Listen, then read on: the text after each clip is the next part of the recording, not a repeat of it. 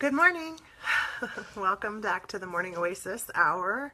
This is your 1 hour morning of just taking the time to be intentional, uh, um, to be open, to be an allowance, to be present in this moment, to let go of whatever it is that keeps you running through your day. I've been playing around a lot with this, and it's so funny. Like, there's this one part of me that feels like, what are you doing this every single morning for? And a friend of mine just said, "Oh, are you doing a recording today as well?" And I thought, you know what? Maybe I'll just ask you guys what you guys think. Good morning, Andrea. It's so good to see you. I feel like I'm going to open a little quick discussion in this opening point where things are, people are coming in and we're just getting started. But I would love to hear from you guys if this is beneficial to you. If this 1 hour weekday mornings with me is helping you in any way. If this is helping you adjust your day, if this is helping you show up more presently throughout your day, to have more focus or awareness, those are things I would hope to see. So yeah, I would love to know from you guys what benefit you find from this, what you would like to see this evolve into if you want me to continue doing this. This is week 2 of doing it each weekday morning. And yeah, I would just like to know where you guys are at as that audience, as those people that I'm here to support and here to be of service to. Thank you, Alex. I just dyed it, you guys. Okay, so I did something different. See, it's kind of purpley back here, and then it's like a lighter blue up here. I don't know. I might add more of the purpley in here. We'll see. Good morning, Brittany. I heard you did something yesterday that seemed interesting, and I'm curious. Good. That's awesome, Andrea. I was hoping that. Yeah, most of you guys who show up each week are either students or people who really closely follow my work. And what I'm finding is actually I'm hardly getting contacted by you guys privately now. So it's like suddenly you guys have this space where you're kind of getting what you need addressed, and that's my goal. That's my whole goal here, is to create autonomous, fully empowered creator beings, in the sense that you guys already are that. And hopefully by checking in and spending an hour in your morning with somebody else who is in the process of doing that, that it makes it that much easier in your day to do that. So, you know, I was talking with somebody else and just on this subject, because we're actually going to talk today about integrity and ethics and boundaries and a lot of subjects that I think is interesting. Thank you, Alex. Thank you. It's good. Awesome. That kind of stuff is what helps me do it, because my greatest fear is I'll just admit it. Like, I don't want to be one of those attention-seeking, externally being validated people. However, I have to check in with you guys and see where you're at, so that I know, okay, this is where, yes, this is the way we head. You know, we've been trying to be of service in a lot of different ways at Healing Pathwalkers over the last, well, myself over the last 3 years, and, you know, with my partner Shauna for the last, I think we're going on like 7 or 8 months now that she's been working with me directly, and transitioning from being more of a student into being her own in her own right. So I think it's awesome that you guys come each week. So how many of you guys would like me to do a card pull for you before we start our conversation? Does anybody want a card pull this morning? I know there's a slight lag, so I'm going to give you guys that while I check and see if there's cards that want to be pulled for all of us collectively. Using my compass. Remember the compass? Okay, Andrea.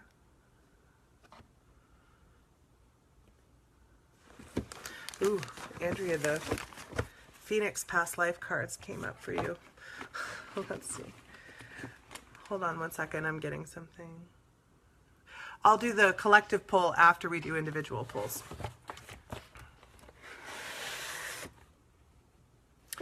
Awesome, Brittany. Thank you. Yeah, that's actually the reason that I decided to start doing this. I've really been pulling back from attending live in-person things because the reality is Portland marketplace is flooded. Yeah, I was also going to talk about winter solstice too. I was thinking about just lightly touching on it today, Alex, because we are going to be coming back on Monday, which is, I don't track time and dates. Let's see. Yeah, so Monday's the 19th. So that we're going to work on 19th, Monday, Tuesday, and Wednesday. We're going to work on setting up our intentions and how best to utilize this opening energy during the solstice. It's a powerful time. And if you guys are interested, I can create a few exercises that we can do together. Just let me know. Again, just let me know. And I think somebody else said something, so let me check in with that real quick. Oh, yes, that's what I was going to say. So, Brittany, what I've found, the reason that I've kind of pulled back a bit is because most of the people that I work with, due to my exposure through social media, through my own activity, are all around the world. And they are in all walks of life, in all parts, everywhere. They're spread all over the place. So I never quite know the best way to access them. We tried doing the Zoom conference room for a while, and it just didn't work out. Okay, Andrea, let's check in. All right. Oh, that's an interesting card. It makes me feel funny things. Okay, so Andrea, this is your card. And I'm going to look it up. Let me look at the number again. 26. I do know Roman numerals. I can do Roman numerals. I can. Let's see. So I'm going to just look. I found at the back of this book, because I've been trying to be more familiar with this deck, because it's really quite powerful, actually. This is, again, the Phoenix cards. Here's the box. I've had these for a really long time, and I actually found them again at Goodwill. This is by Susan Shepard. I've never gotten a card that felt off, or although I tend to not get those anyway. It's more about decks that allow me to buy them. Like if my energy's all, sure, you can buy that deck, then usually it's a pretty good deck for me, I find. And I always use my compass when deciding if I want to spend my money on that. And I also check in. Okay, so here's something else I'm just going to throw out there because it popped into my mind.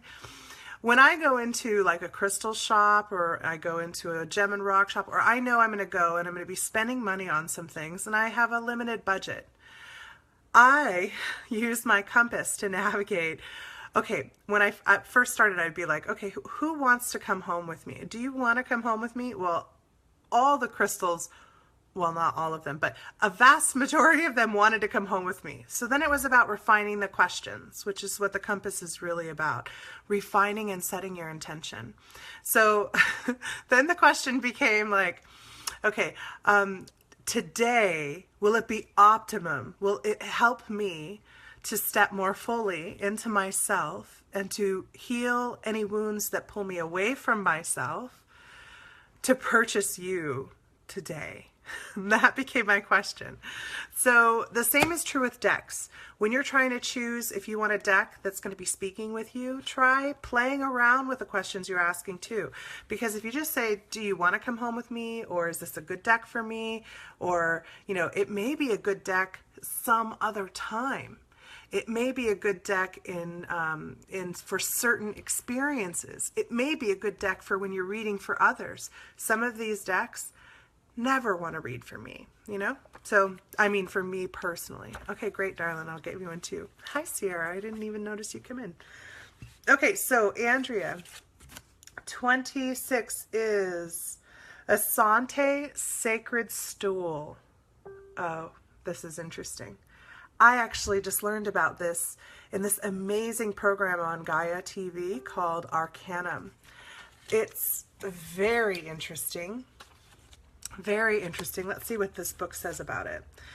Child under the sun is the key phrase.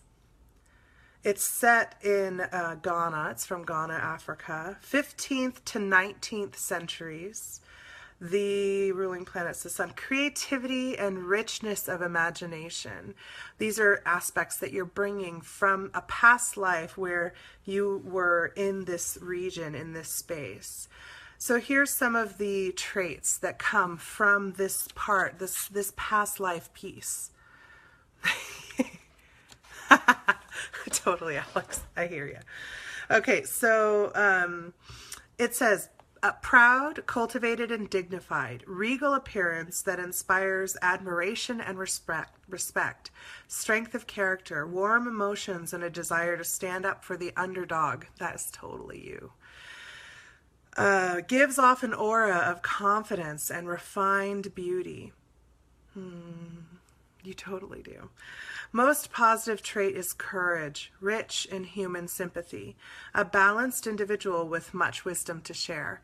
So it looks like you've been this woman before, you know, this woman who's strong and confident. I think, you know, it's funny, whenever I work with you, which I love, and we need to do some more of that because it's been too long.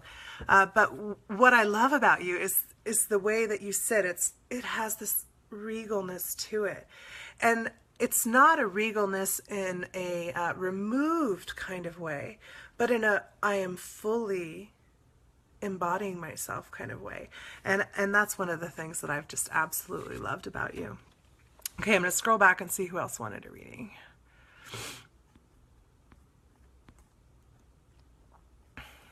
Okay. And yeah, you guys, this is awesome. I love that you guys are chatting and letting me know, because I think that's how we have the most interaction. Okay, so I think Alex, Sierra. Okay, Alex and Sierra, you guys wanted readings too.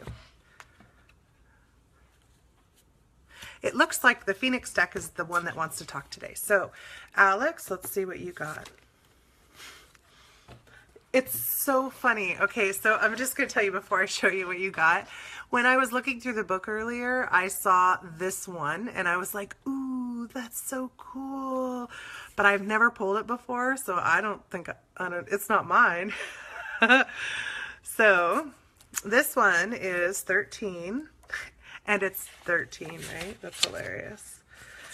Oops. Oh. It's hard to flip through a book and hold a card up.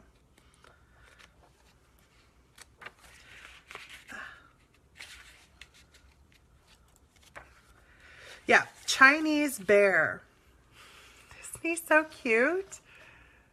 I mean, he's got like teeth, but he's cute too. It's like raccoon and bear.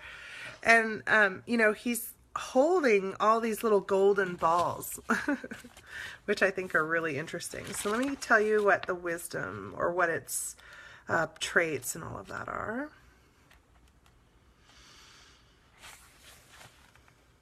Chinese bear. The key phrase is, knowledge is perfect. Nothing can be added. Ancient China, Luoyang region. 206 BC to 220 AD. So this one is way back there. It's a Uranus and Mercury planet ruled. The critical mind. And my, does that fit you. And I'm sure you're not at all surprised. This is the past life part. Meticulous, critical, and exacting. A love of books or natural sciences. Intensely self-critical. So, you know, you've been working on that for a while. Maybe self-defeating. The mind has a tremendous capacity to remember details, names, and numbers. The personality is sensitive and rather reserved. And what's funny about you, Alex, is you walk this line between reserved and and balls to the walls that I absolutely love about you. Cracks me up. So it looks like your Chinese bear is trying to balance you with something else, or maybe it's that mama bear kind of coming out. Okay, let's see. Sierra. Let's see which past life is expressing. What is what? Remind me, I forgot. You know, my mouth, it just flows. And then I forget. Sierra. Okay, let's see. This is number 15. I should just keep this book open to that. There you go.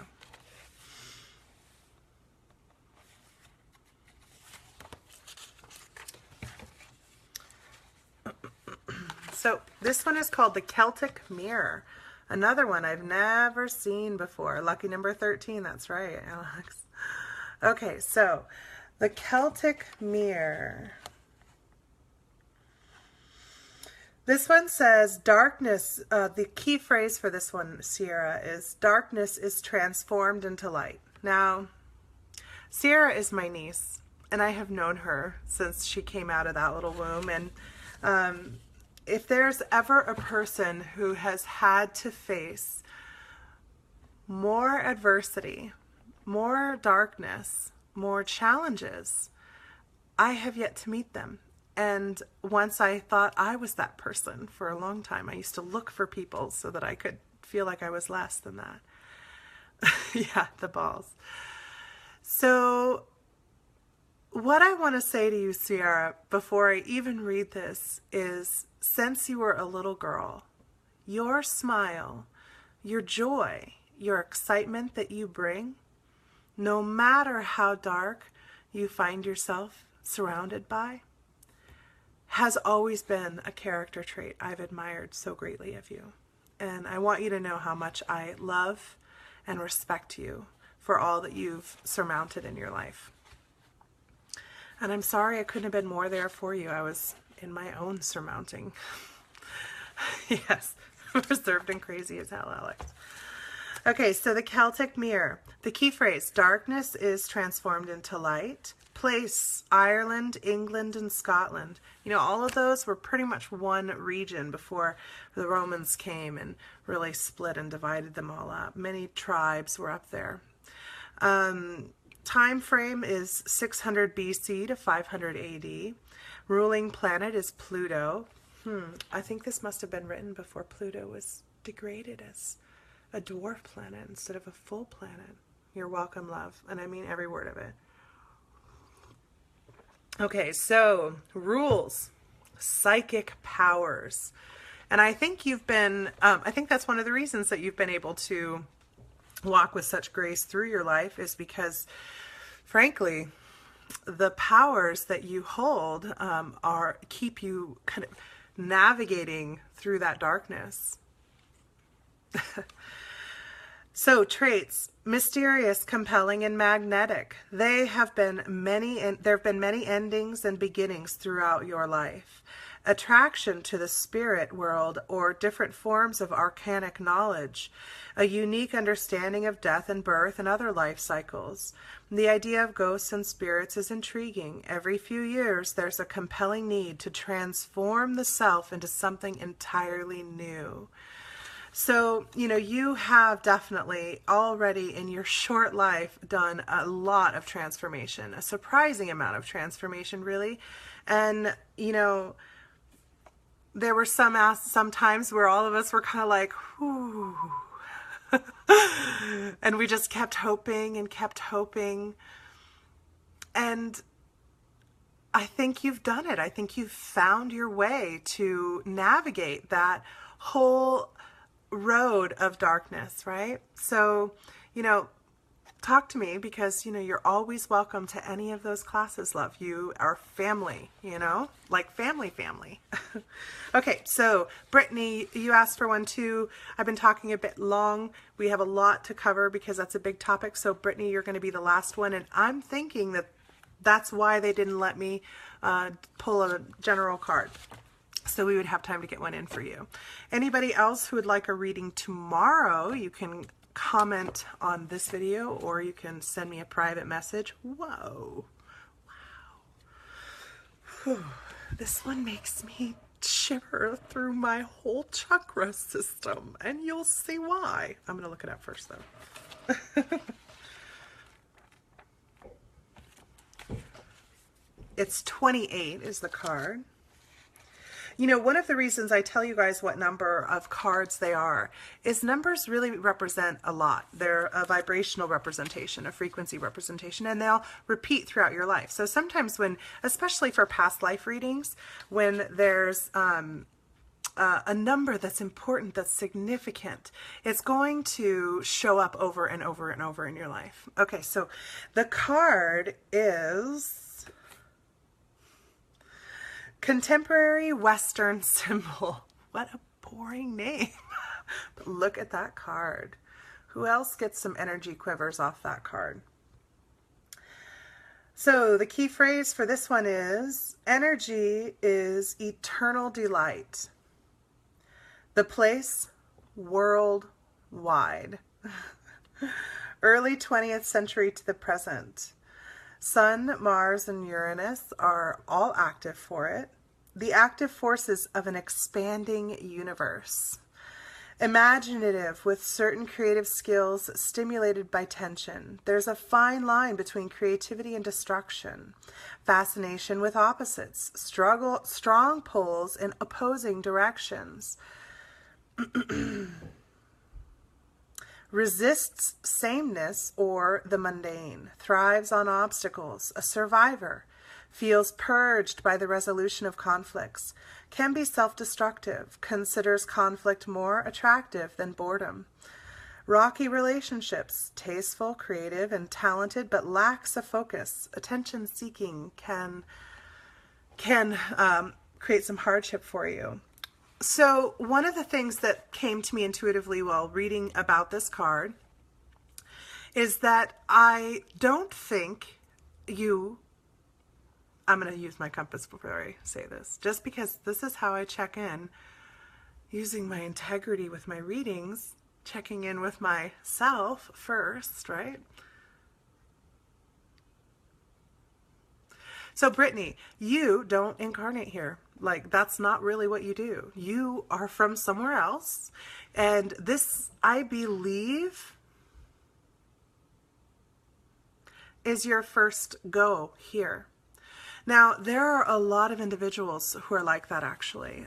Well, I won't say a lot, but there are more right now that are like that than ever before.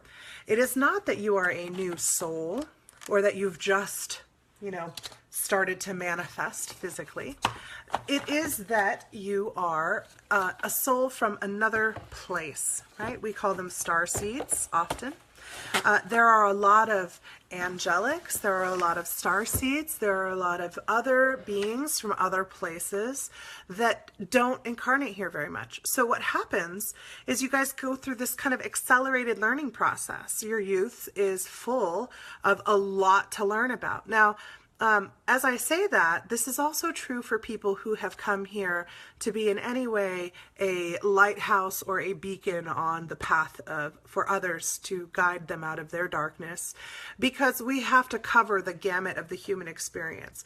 So what kind of happens is we go through the human experience really condensed in the first 10 to 20 years of our lives.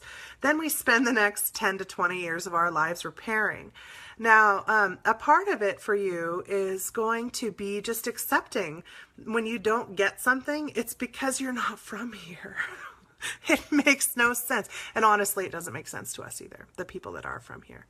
I personally have some of these struggles. I don't incarnate here very often.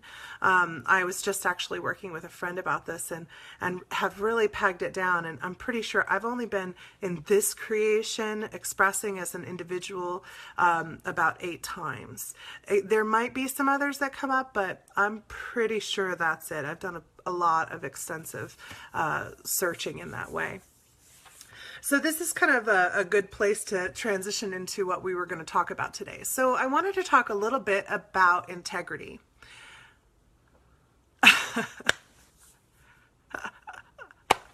Oh, that's right. I do remember that. I completely forgot about that, Brittany.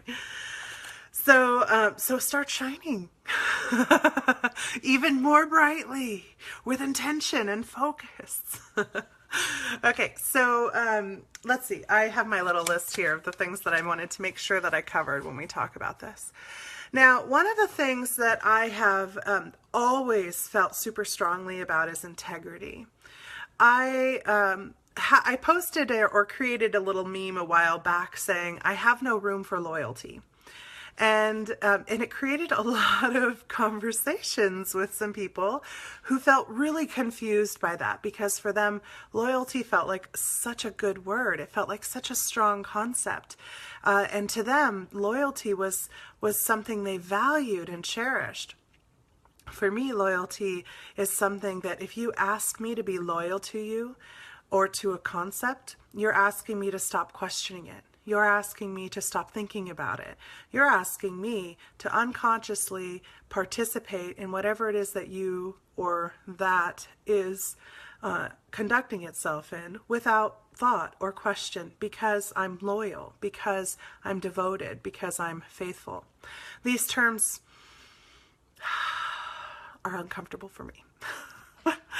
So when we talk about loyalty, when we talk about integrity, when we talk about honor, those are also concepts that we teach in our culture and put value on, but we don't really explore them. Most people, like in fact, when I would ask some people, well, what does loyalty mean to you? What does it mean to be loyal? They had to look it up because it's not thought of. And there were quite a few that had to do that just to even get a concept of it. And then they're like, okay, well, yeah, I think it's okay. It's a good word. Look at what it means. It doesn't mean anything bad. But integrity, there's only one person I'm loyal to, and that's to myself. I'm loyal to myself in that I will always come to myself, look to myself, expect from myself before ever expecting from the external. So when I find myself expecting from the external, I have to internally focus myself because I've lost track of my own loyalty to myself. So that's really the only way that I use that term in general. But integrity, we're going to go back to integrity because I kind of sidetracked there. When raising my son, one of the things that I placed as the most important in my teachings with him was that the only thing you actually own in this world, that cannot be taken away from you, that is yours and yours alone, you can't be used or abused for it, it is yours, is your own integrity, your own sense of self-worth, of self-value. You don't speak against yourself in such a way that compromises yourself. My son, even though teaching him this, struggles with negative self-talk, as do I. I used to quite extensively struggle with negative self-talk. It took me years of practice to break that habit of that cutting away of myself. So integrity, I believe, is the most important thing you can do. Now, in the spiritual community, in the metaphysical community, as people are having these gifts and they're awakening, they're starting to hear each other's thoughts, they're starting to sense the emotions, feel the emotions, maybe perhaps using their compasses to seek out truth in someone's statement. Truth is another word we'll talk about in a minute. Then yeah, there's some integrity that's becoming questioned there. How much of a right do you have to view, to feel, or even to energetically influence another individual? That's going to be a tricky concept when you start talking about things like everything is your matrix. This is your creation. One of my students I was talking with, he was really ill. He was struggling with a bacterial infection in his mouth. And he said to me, I've tried energetically to tell it that it's better. I've tried to think of a time when it was healthy and strong and bring that forward. And, you tried all of these different alchemical means and, conceptual means to heal the tooth, but the infection was still there. And I said, well, have you connected into the life force of the bacteria that's in the infection? And taken that life force out of the bacteria? And he was like, well, why would I do that? He goes, I can't do that. That would be horrible. Like, why would I would be killing them? And so then I said, okay, well, you could look at it that way, that you would be killing these bacteria, that you'd be violating their personal right to exist and to be here. Or you could look at it as that they're serving you. They're serving you to show you a reason there's an imbalance in the mouth. So what is that? How are they serving to show you that? So start talking to them. Ask them questions. Find out what's going on there. Now, it's different when it's a part of your body, your tooth. But what if that ache is a person? Let's say there's somebody that you know at work. And now this is something I hear about way too often in the energetic community. Let's say there's someone at work and you're starting to feel like you're falling in love with them. You feel like there's this energetic connection, and you look and you tune in and you're like, oh my God, we have this past lives together. And you talk with them about them to a friend who's also really talented and gifted in seeing, and they start to tell you about their motivations, their thoughts. Now, I'm also guilty of this, by the way. Like, I'm right there with you guys. This is part of the learning, and this is how I learned this lesson. So you start asking questions of others, well, do you think that they feel that way for me? Do you think that it's okay? All of those things. So, as we, I'm sorry, my phone just told me that my storage is almost full. So if I get cut out, I'll have to go delete some stuff and then come back in, because, I'm just not that on top of things. So, integrity. Where was I at? Integrity? Ah, yes, viewing other people. Now, I have even heard of people feeling like they have had whole romantic, energetic relationships with another individual, but that other individual consciously has no clue. I've heard of people having conversations, doing adventures. Now, I personally, when I find myself connecting with another person, because a lot of people will project their consciousnesses to me, and suddenly I'll be, going to the bathroom, and it's like they're in the bathroom with me, and I have to go, privacy, My door is always open for somebody who, with love and genuine intention, opens up to it. But I've had to change that with my intentions, because lots of people want to come in and have love. So I can't view that and look into what their intentions are, what their needs are exactly, or what is important to them. I don't want to do all of that, because it's none of my business. That's not mine to look at. If you are not physically connecting with a person, if you're not physically getting their approval, it's inappropriate for you to act, to behave, or to interact with their energy without them knowing. I can't say this enough, and it comes up as a challenge for sure, especially when you're psychic, especially when it just comes in, and that's where intention setting comes in. So, with your ethics, you're going to have to create your own ethical boundaries around what your gifts are. If you, gosh, what are some... So for instance, an ethical boundary. I had a friend. I had this friend come to me, and, he was really... in a bad place in his life. He had struggled greatly. We knew each other when we were kids. He contacted me years and years later. Now, when he first contacted me, because people are so confused and they're not used to feeling divine love, they're not used to feeling source energy, when they connect with you, they tend to mistake it for that warmth, that acceptance, that root activation. People, when they interact with me, tend to start just becoming grounded just through the conversation. Their roots start tingling, their seat starts tingling. So a lot of people will mistake all of those feelings and sensations as something of romantic interest or love interest or sexual. So, his first approach to me was along those lines. I'm like, I'm married, I'm sorry you're struggling. And it came out that, he was struggling with extreme alcoholism. Now, he was asking me for all kinds of help, but there were certain things that he was not asking for help about. And, I would tell him, I'm seeing I'm seeing that, there's this and that there's this and this is contributing and that this is contributing and, there's this. And he's like, I don't want to know about any of that. And I felt like you can't move forward unless you know these things. And I just kept looking, and I would look and try and figure out what would this look like, and how about if he understood this. I tried energetically just doing these things, and this was early in my experience, right? This was before I built my own ethical boundaries, my own boundaries around what I would and wouldn't do with my powers. And honestly, it created so much confusion and convolution. And I was physically in contact with him, but I wasn't telling him everything I was doing.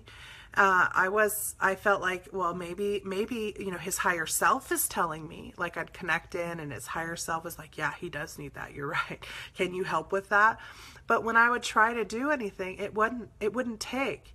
And I knew it wasn't my work. I knew that it was his consciousness was not allowing and accepting of it. Now, that made me feel like all these other things. The whole process was important for me to go through in order to create my boundaries, in order to go, okay, first of all, I can't fix everybody. That's not even my job. Second of all, it's actually not my job to fix anyone.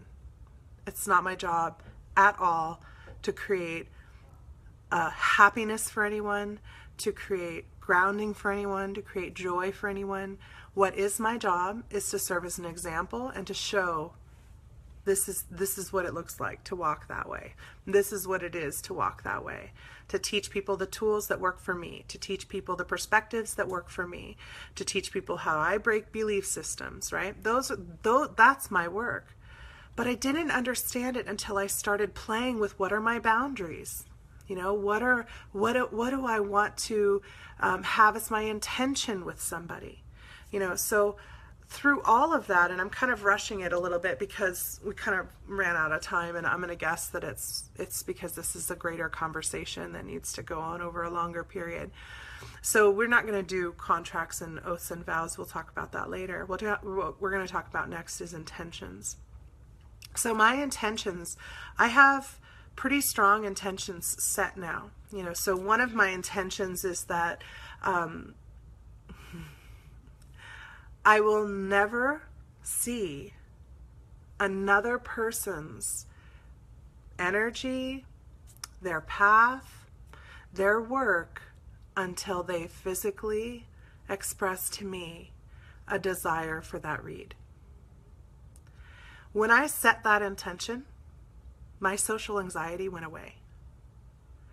I stopped picking tons of shit up off of everyone who comes past me.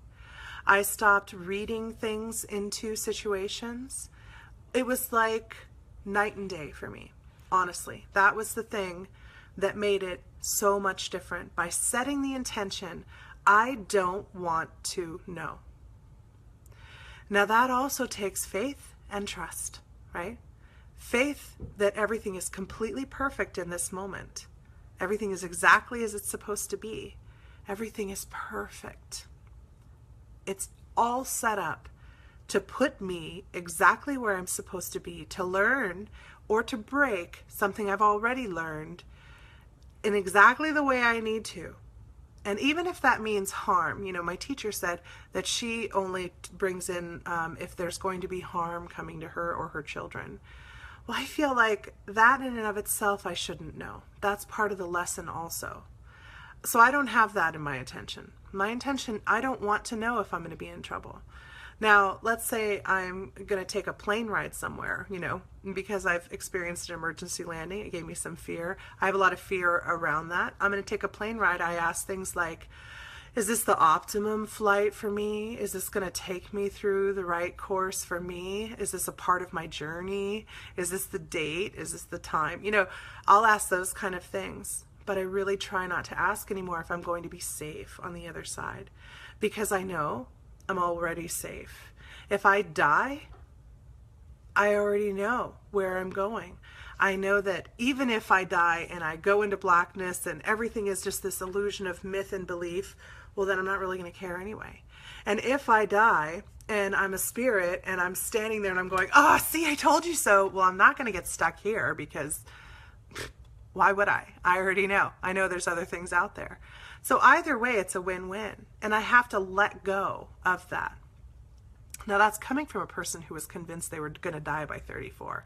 When I hit 34, I was like, panic attacks. I was sure I was going to die at any minute. And I almost killed myself with my own anxiety. Seriously. So that's where that's coming from. So what I'm going to do, what I was thinking we could do for our closing meditation today is we could set some intentions for ourselves. I have some other intentions, but those are mine.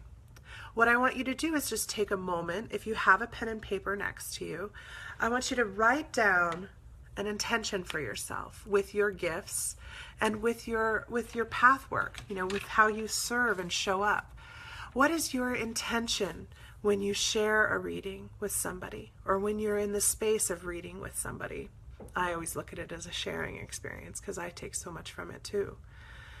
So what is your intention when you are interacting with a person that you love? Maybe it's that. Are you somebody who is starting to have clairsentience and you just kind of know things? You just kind of know what somebody's really thinking and feeling? Would you like to give others more privacy? Or do you need to look at why you feel you have to know what they're thinking? Is there safety in that? One of the things, this is just popping for me, oftentimes people assume that I'm reading or looking or aware of, or I know when they're in trouble, or I know when they're struggling. Now, this used to be true. And yeah, I still hear people pinging me often. But I tune those things out, because the reality is it's not my business. It's not. I'm not going to sit here in my life and monitor all of the dozens of you that I work with directly and the hundreds of you that I work with indirectly or less directly, right? I couldn't possibly. That would make me crazy. And you've met those kind of spiritual people. They're fried. They're all over the place. You're never quite sure what's going to come out of their mouth because they're just wide open. They find their value in being wide open. Personally, I'm wide open for my strand of expression, for my consciousness, for my growth, because that's what I'm here to do. I serve by growing and showing you all how I've grown. Just like all the people who inspire me and all the people who I follow and work with and collaborate with and cry with and laugh with. We're all here doing individual work, and the people that I've found the strongest connections with are on that journey of oneness, of self. By embracing all aspects of themselves, they release their triggers, they release their needs of others to satisfy that. And that's really what unity consciousness is. We become fully conscious of the whole self, all of ourself. And by loving and becoming conscious of all of ourselves, we no longer need to observe, to spy on, to judge, to change anyone outside of ourselves, because we can see how that is part of their lesson. That also means that, let's say you show up with somebody and you need to play the part of a strong reflection. Maybe what people call, when women get strong, a bitch, right? Maybe you need to be the bitch, be the hard surface that they butt up against. You can embrace that part of yourself too. So you stop judging what your behaviors are, what your allowances are, and you just recognize this is all me learning. That, I believe, is the goal of unity consciousness. That's my goal. That's the way I work. I have found the more I work that way, the more joy I feel in my life, the more flow and synchronicities that guide me come about. So while I was kind of talking about that, I hope you had time to jot down a few ideas about your intention. And now we're going to close out in a meditation together. So I'm going to take a sip of my smiling coffee. And a sip of my smiling water. Okay. Now, check your body. Are you sitting comfortably? Are you laying comfortably? You guys are getting quick at this. It's awesome. All right. Begin to feel your connections. Feel those roots that are already there, that are already spread so wide and so deep. Remember, you came and incarnated into the expression in a physical vessel, and so embrace this physicality. Good. Let that energy of Gaia in her own rhythm, her own pulse, come up through the body. And as she comes up through the body, this is another way of scanning your body while grounding.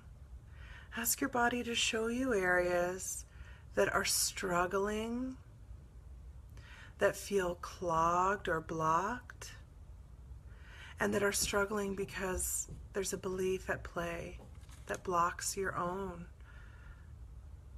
growth, right?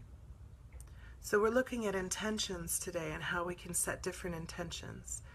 So perhaps the intention you had around the experience or the memory needs to be shifted or released or applied. Use your compass and explore. So knees are a place, if you've got some, I'm feeling a lot of stuck in the knees, and I personally have been having left knee pain.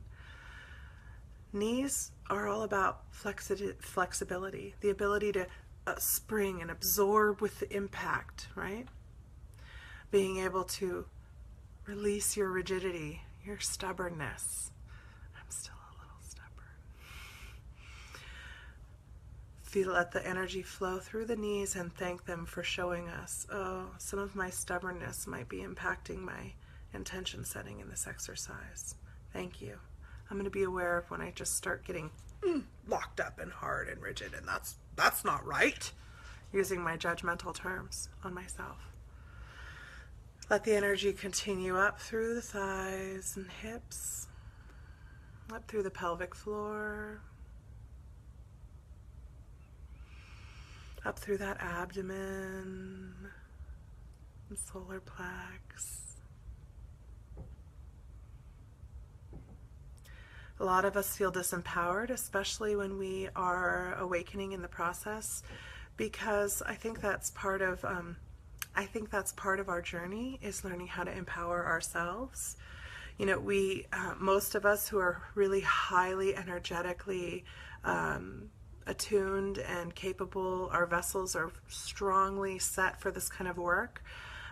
We will experience so much in our youth that disempowers us, because that's how important being self-empowered is. The journey of becoming self-empowered is the journey of coming into wholeness with the self. So thank the solar plex for showing us that we have the space of still some disempowerment. And continue bringing that energy up through the heart and lungs, into the big chest cavity.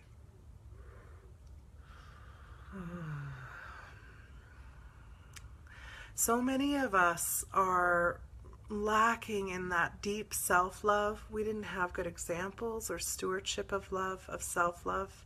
Our culture doesn't teach us, especially if we are in any way different from the norm, in any way removed or separate from the whole, feeling that way.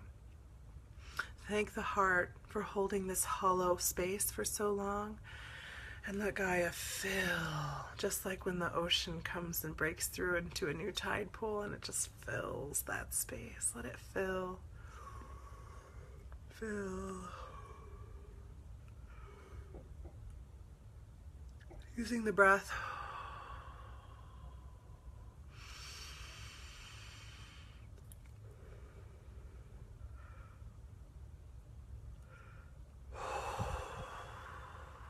Good. That was a big one. After yesterday's work, my heart space had some filling it needed to do. Thank you all for supporting me too. Let it go down the arms, sending it out through the palms.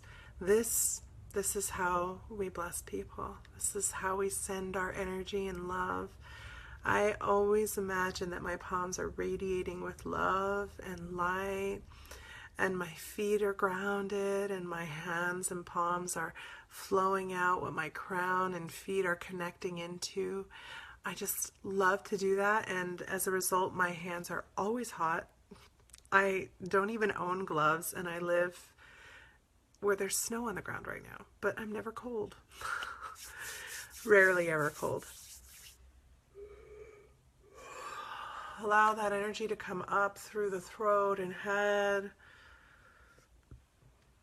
If you are experiencing that release from the intestinal tract, that's awesome. It's perfect. Bringing it all the way up. We're almost out of time. I'm almost out of storage. Opening up that crown and connecting. I have a feeling I'm going to get disconnected from you guys. But that's because now, as you flow that source energy back down and through, you're going to flow down and through you as well. All guidance and advice that Source and your highest self has for you, that is going to come down in the vibrational frequency you're pulling down from Source through the crown. A full attunement to you in your optimum alignment of integrity, ethical boundaries, clearest settings of intentions, bringing that down chakra by chakra, all the way down through the root, letting your intentions flow down into Gaia. And I'm going to leave you, but in this space, I want you to begin examining your intentions, looking at them, seeing what adjustments will be optimum for you, and see if you can't create some relief from the pressure you have felt over your life for serving others first. I love you. Have an amazing weekend. I'll see you guys on Monday morning.